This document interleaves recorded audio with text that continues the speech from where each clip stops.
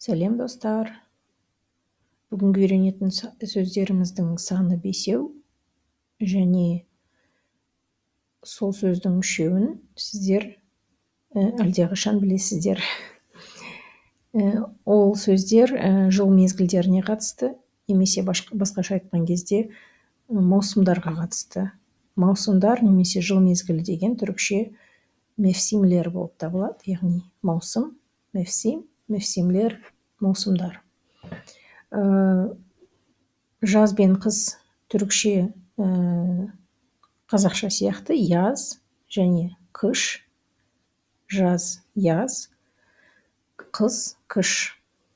Ал сонда 5 сөздің 3-еуін сіздер әлдеқашан білетін болсаңыздар, яғни мевсимлер, яз, қыш түсінікті қазақша білетін адамға үйренетін сөзіміз сонда 2 ғана болып тұр. Бұл жерде немесе таныс емес сөз 2 ғана. Ол көктемнің атауы және күздің атауы. Көктем түрік тілінде илк-бахар деп аталады, немесе бахар. Илк-бахар, илк деген сөз бірінші деген сөз. Сонда нағыз көктем бірінші бахар болып табылады да, ал түрікше күзді сонбахар дейді. Сонбахар. Сонда соңғы көктем деген сияқты. Өте логикалық тұрғыдан өте тез ұғып алуға болады. Яғни бахарды жалпы көктем десек, бірінші көктем ол көктем, илк-бахар, және күз ол соңғы көктем, сонбахар.